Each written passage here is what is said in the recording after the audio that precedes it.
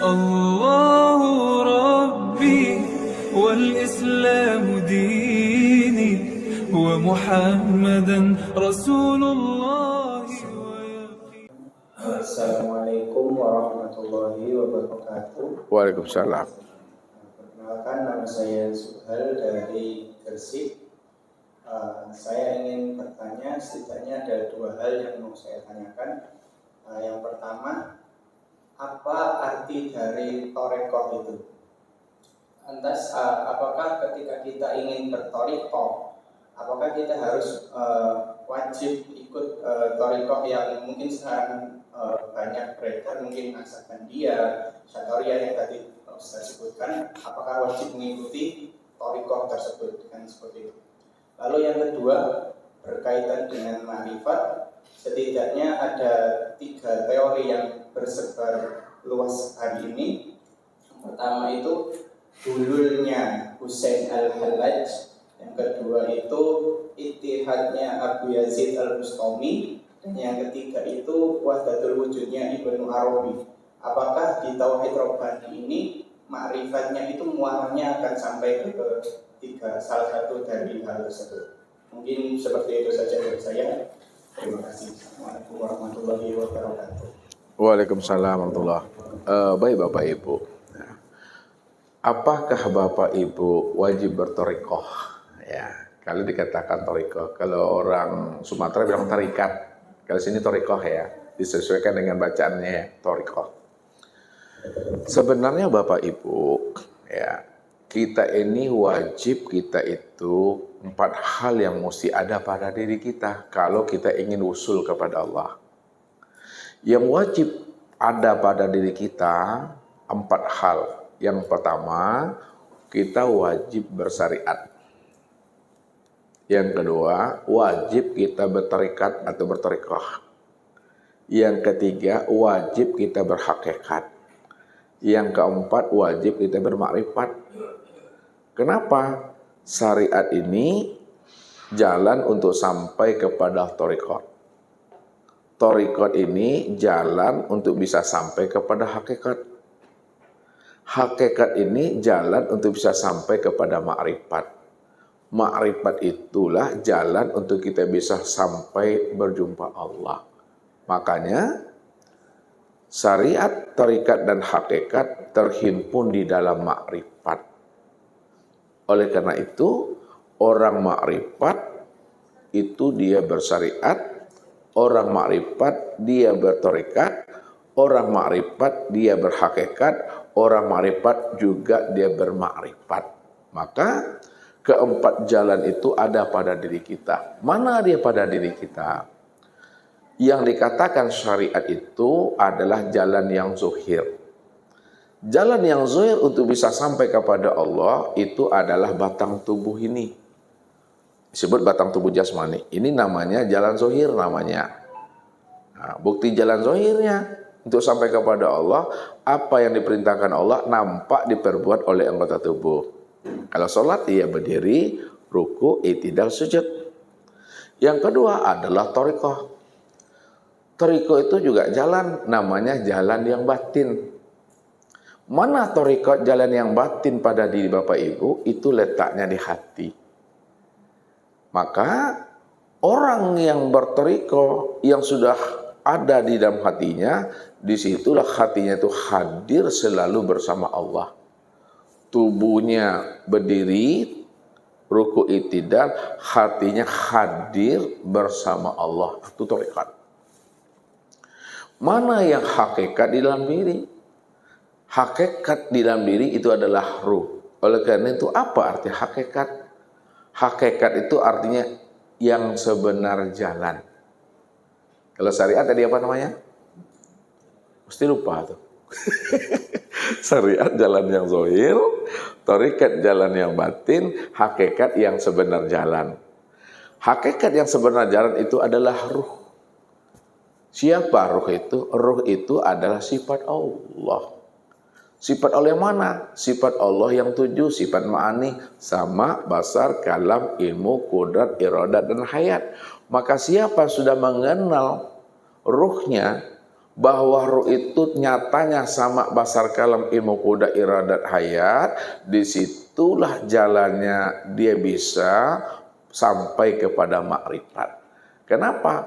Yang melihat Allah, yang mendengar Allah, yang hidup Allah.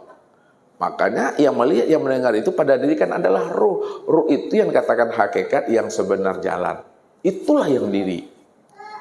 Dari hakikat baru dia menghantarkan kepada makrifat. Mana makrifat di dalam diri kita? Itu yang disebut namanya dengan sir. Jadi ruh itu disebut rahasia Allah. Siapa yang sudah mengenal rahasia Allah pada dirinya, itu adalah ruh. Sedangkan ruh itu adalah sifat Allah. Sifat Allah itu tiada lain adalah aku, kata Allah. Maka disitulah dia sampai kepada aku dengan jalan itu. Makanya keempat-empat itu ada pada diri Nabi Muhammad Sallallahu Alaihi Wasallam. Namun pada masa Rasulullah itu belum ada penyebutan namanya tarikat Naqsabandiyah, Satariyah, Saziliyah, nggak ada. Ya. Kalau dikatakan syariatnya, apa namanya? Kalau disebut tarikatnya, apa pula namanya? Kalau dikatakan hakikat dan makrifat, apa pula sebutannya? Karena jalan kita ini mesti terhenti kepada Allah, maka disebut namanya syariatullah, tarikatullah, hakikatullah, dan ma'rifatullah. Oh, bagaimana dengan tarikat-tarikat sekarang? Yang banyak itu. Tarikat-tarikat sekarang itu menisbahkan kepada guru-gurunya, kepada pendirinya. Ya. Misalnya Ustadz Suwardi punya tarikat sendiri, berdiri sendiri, namanya tarikat Iswardiyah. Ya, bukan itunya yang dimaksud oleh Allah dan Rasulnya, bukan nama tarikat itu. Nama tarikat itu tak penting. Yang penting bagaimana setiap tarikat yang ada namanya itu mampu nak dia menghantarkan jamaahnya itu untuk bisa husul kepada Allah. Ya. Walaupun Bapak Ibu tidak bertarikat, tidak ada nama tarikatnya, pada hakikatnya Bapak Ibu sudah bersyariat, sudah bertarikat, sudah berhakikat, dan sudah bermakrifat. Ya. Oh, tarikat ini, tarikat B, C, dan sebagainya itu, kalau dari Ustadz tidak ada problem, tidak ada masalahnya. Yang penting seorang guru tarikat, seorang guru tauhid mesti mampu menghantarkan jamaah bagaimana dia usul kepada Allah. Oh, masalah nama itu no problem itu. Apapun namanya, bagus pun nama tarikatnya disebut tarikatullah. Kalau tidak bisa dia menghantarkan gurunya sampai kepada Allah, hanya sekedar nama. Makanya jangan tertipu dengan nama. Ya, ini memahami bahasa hakikat ya. Itu yang pertama. Nah, yang kedua, ada namanya hulul, ada namanya ittihad, ada namanya wahdatul wujud, ada namanya manunggaling kaula Gusti. Ya. Apa itu hulul, apa itu ittihad, apa itu wahdatul wujud? Lalu kita posisinya di mana? Salah satu di antara tiga, apakah kita di dalam atau kita di luar atau kita berdiri sendiri? Nah, hulul itu ya ketika Allah ya masuk dia, tanazul dia, menyatu dia ke dalam hamba, disebut namanya hulul. Allah, ini bahasa ini bahasa. Ini Allah, ini hamba. Allah ini lebur, dia fana, dia ke dalam hamba. Hulul namanya, mengambil tempat. Kalau ittihad, ini hamba, ini Allah. Lalu hamba nyatu, dia lebur, dia ke dalam Allah. Ittihad namanya nyatu. Ya. Kalau wahdatul wujud, dua wujud, ini Allah, ini hamba, lalu wujud Allah dan wujud hamba nyatu dia. Makanya katakan wahdatul wujud. Lalu posisi kita di mana? Apakah hulul, apakah ittihad, atau wahdatul wujud? Nah, Ustadz, ya, tidak pernah mengiring Bapak Ibu, Ustadz tidak pernah ya mengadopsi kata-kata hulul, kata-kata ittihad, kata-kata wahdatul wujud dalam pemahaman ini. Kalau tidak itu Apa sebenarnya kajian kita ini? Hulul tidak, ittihad tidak, wahdatul wujud tidak. Yang Ustaz antarkan ini bagaimana Bapak Ibu memurnikan keesaan, memurnikan tauhid itu semata-mata hanya Allah saja. Jadi yang Ustaz antarkan itu bagaimana Bapak Ibu itu betul-betul memurnikan tauhidnya kepada Allah. Sebab kalau Ustaz gunakan bahasa wahdatul wujud yang Ustaz pahai, yang Ustaz terangkan, tentu sangat jauh berbeda dengan wahdatul wujud yang dipahami selama ini oleh Ibnu Arabi itu. Yang padahal yang disampaikan Ibnu Arabi, kemudian Abu Mas'ar Al-Khalaj, Yazid Al-Bustami, bukanlah seperti yang dipahami oleh mereka kebanyakan ini. Mereka kebanyakan ini hanya memahami secara definisi dan istilah. Dia berbicara tapi di luar itu. Ibaratnya dia berenang di kulit air. Nah, tahu berenang di kulit air? Ini pulau. Kayak kita melewati jembatan kemarin tuh. Ini pulau. Dia bisa bicara syariat, mantap, tharikat bagus, hakikat oke, makrifat apalagi. Akan tetapi orang yang bercerita syariat, tarikat, hakikat, makrifat, dia tidak pernah menemui mutiara yang ada di dalam dasar laut itu. Takut dia tenggelam. Maknanya apa? Dia membaca buku cuma buku A, buku B, karang ini, karang itu, apalagi kalau buku itu bahasa Arab itu menjadi sangat kuat kali itu. Nah, dia bercerita tharikat, dia bercerita hakikat, dia bercerita makrifat, dia sendiri takut dia untuk masuk mengambil mutiara di dalam lautan itu. Kalau berenang bagus dia tuh. Bercerita syariat mantap, tharikat, hakikat bagus dia. Tapi itu berenang di kulit air, dia tidak mampu mengambil mutiara yang ada di dasar laut itu. Apa sebabnya? Karena dia hanya mempelajari itu sebagai bentuk pengetahuan saja. Kalau kita ini bicara syariat, tarikat, hakikat, dan makrifat, bagaimana kita mampu menyelami dasar lautan itu sehingga kita mendapatkan mutiara itu. Sehingga kajian tauhid rabbani itu betul-betul kita mengesahkan la ilaha illa huwa kullu syai'in khaliqun illa wajahu. Tidak ada yang wujud dan yang nyata melainkan hanya dia. Itu maksudnya tidak ada alam kecuali dia. Tidak ada sesuatu kecuali dia. Kullu syai'in khaliq. Dia segala sesuatu itu sifatnya fana, hancur dan tidak ada. Yang ada, yang wujud, yang sebenar-benarnya wujud dan yang ada itu hanya Allah. Kalau Allah yang wujud dan yang ada yang sebenar-benar ada, maka Allah itu segala yang ada ini. Dan segala yang ada inilah nyatanya Allah. Apakah itu yang dikatakan wahdatul wujud? Apakah itu yang dikatakan hulul? Apakah itu yang dikatakan ittihad? Dia tidak. Jadi yang Ustaz bawa ini di luar daripada definisi hulul, ittihad, dan wahdatul wujud. Nah, ya, kalaupun ada kemiripan, ya, bahasa wahdatul wujud, tapi tidak serupa. Ini yang makna laisa kamitslihi syai'un, dia tidak seperti yang seperti dia.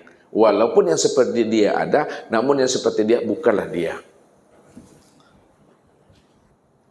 Berarti kesimpulannya apa? Mentauhidkan Allah. Apanya Allah yang kita tauhidkan? Zatnya, sifatnya, asmanya, dan af'alnya. Bahwa sesungguhnya orang yang telah mentauhidkan zat, sifat, asma, dan af'alnya, itu artinya tidak ada suatu perbuatan, tidak ada suatu nama, tidak ada suatu kelakuan, tidak ada suatu diri, melainkan hanya dia semata-mata yang ada. Dari Allah itu cuma satu-satunya, tidak pernah ada dua wujud. Kalau ada dua wujud itu dalam penyampaiannya. Kalau ada dua wujud bahasanya Allah dan Muhammad itu dalam bentuk penyampaiannya. Padahal hakikatnya yang disampaikan itu adalah satu. Contoh. Ini Ustaz mengasih contohnya, ya. Bagaimana Bapak Ibu memandangnya? Ini air. Ini gelas. Nah, Ustaz tuangkan sini sedikit. Pertanyaannya, samakah air yang ada di gelas sebelah kiri Ustaz nih dengan air yang ada di sebelah kanan Ustaz nih? Sama. Kenapa dikatakan sama Bapak Ibu? Air yang di sini dengan yang di sini? Ya, karena asalnya dari yang kanan ya. Kalaulah air ini asalnya dari yang kanan ini, maka sebutannya air yang ada di kiri ini apa sebutannya dengan air yang ada di sebelah kanan ini? Bahagian. Jadi kalau dikatakan air yang sini bahagian daripada air yang di sini, apakah ada dua air di situ? Atau satu air? Satu air saja dia. Penyebutannya dua, hakikat yang disebut itu juga satu. Nah, lihat ini lagi. Yang ini Allahnya, ini Allah, ya Allah nih. Ini memberikan contoh, ya. Kemudian yang Allah ini bertajalli, ingin dikenal. Ingin dikenal dia. Ketika dia ingin dikenal, dia bertajalli, dia mewujudkan, dia menampakkan dirinya, disebut namanya Nur. Nah, Nur ini ya samakah dengan yang di sini? Sama. Kenapa dikatakan sama? Karena asalnya dari Nur yang Qadim nih. Kalaulah Nur ini asalnya daripada yang Qadir ini, apa sebutan Nur yang di sini dengan yang ada di sini? Bahagian. Karena dia sebut bahagian, itu maknanya hakikatnya bahagian itu tiada lain adalah satu juga di situ. Ini yang dikatakan waja'alulahu min ibadi juz'an, bahwa aku jadikan dirimu itu adalah bahagian daripada diri aku. Sebutannya dua, Allah dan Muhammad. Hakikat sebutan itu hanya satu juga dia. Sini juga asalnya. Di situ dikatakan inna lillahi wa inna ilaihi rajiun itu. Dari nur inilah terjadinya segala yang ada. Kalaulah nur ini terjadinya segala yang ada, maka orang-orang arif billah mengatakan Nur Muhammad itu disebut juga nama lainnya adalah Sajaratul Baydha, pohon yang terang. Dari akar pohon itulah terjadinya malaikat, iblis, jin, setan, hantu, belau, hewan, tumbuh-tumbuhan, laut, semuanya. Kalau diibaratkan nur itu seperti sebuah pohon cahaya namanya Sajaratul Baydha. Namun hakikat Nur Muhammad Sajaratul Baydha itu tiada lain asalnya daripada Tuhan juga. Kalau asalnya daripada Tuhan juga, itu maknanya Nur Muhammad inilah nyatanya Allah, wujudnya Allah. Nah, andai kata Nur Muhammad tidak zahir, apakah Allah tidak wujud? Wujud dia. Apakah Allah tidak nyata? Nyata dia. Apakah Allah tidak terang-terang? Namun wujud dan nyatanya itu belum bisa dilihat. Terangnya itu belum bisa disaksikan. Baru wujud nyata terangnya itu bisa dilihat dan disaksikan setelah dia zohir. Itu maksudnya. Nah, jadi orang yang memahami wahdatul wujud, orang yang memahami hulul dan itihad, dia memahami ini namanya Muhammad, ya. Nah, ini Muhammad itu sebut namanya hamba atau makhluk. Muhammad lebur kepada Allah. Ini sebut namanya tadi dengan itihad. Ini Allah, ini Muhammad. Allah lebur pula ke dalam Muhammad. Ini namanya hulul. Kemudian Allah dan Muhammad nyatu dia, dua titik menjadi satu. Ini sebut namanya wahdatul wujud. Apakah seperti itu? Tidak. Tidak pernah ada dua. Dari sejak sononya satu aja dia. Cuma penyampaiannya dua. Ketika dia berdiri dengan sendirinya disebut namanya Qadim. Ketika dia ingin melihat dirinya disebut namanya Baharu. Padahal yang Baharu itu adalah diri yang Qadim. Secara syariat Baharu namanya. Secara syariat zohir namanya. Namun yang baharu dan yang zohir itu hakikatnya itu adalah diri yang khodim dan diri yang batin itu yang sebenarnya. Kenapa? Karena diri yang batin cuma yang ada dengan sendirinya. Kesimpulannya apa Bapak Ibu bisa ambil? Bahwa kesimpulannya Tauhid Rabbani ini tidak memakai istilah wahdatul wujud, tidak memakai istilah hulul, tidak memakai istilah ittihad. Tapi Tauhid Rabbani itu mengajarkan kemurnian hakikat Tauhid. Hanya Allah saja yang ada, selain Allah nggak pernah ada. Kalau Allah cuma sebenar-benar yang ada, selain Allah tidak pernah ada, apakah Bapak Ibu Tuhan? Tidak. Tauhid murni tidak pernah mengajarkan jamaahnya menjadi Tuhan, ngaku Tuhan, atau merampok hak Tuhan. Hanya Allah sajalah sejak awal mulanya yang ada sama sekali. Itu dia. Nah, itu Bapak Ibu ya. Nah, jadi sekarang disimpulkan tentang pendapat itu. Apakah namanya Ibnu Arabi, Yazid Al-Bustami, dan Abu Mas'ud Al-Khalat itu syirik? Beda. Karena apa yang disampaikan oleh mereka bukanlah seperti yang dimaksud oleh orang-orang kebanyakan.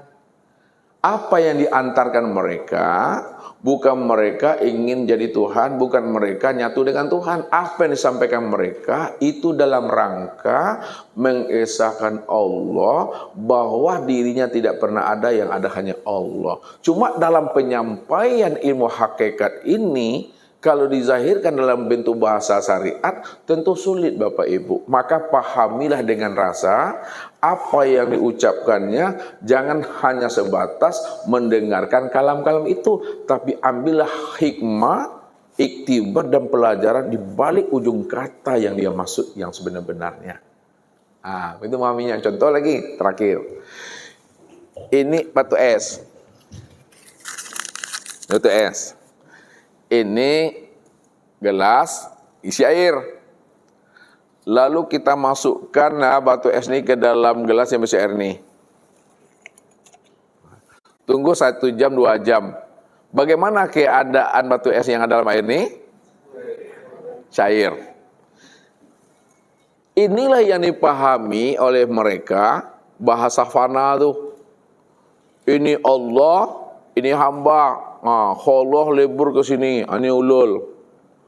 Ini hamba, ini Allah. Hamba leburkan Tuhan, ini ittihad namanya.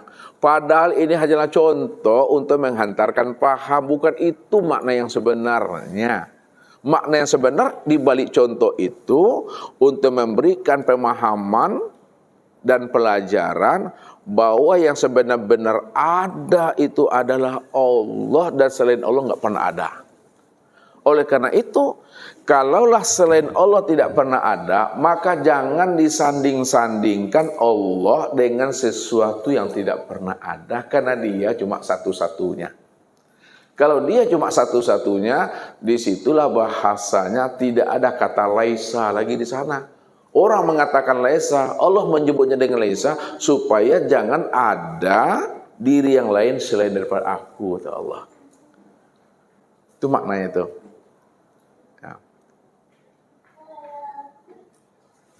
Itu siapa namanya?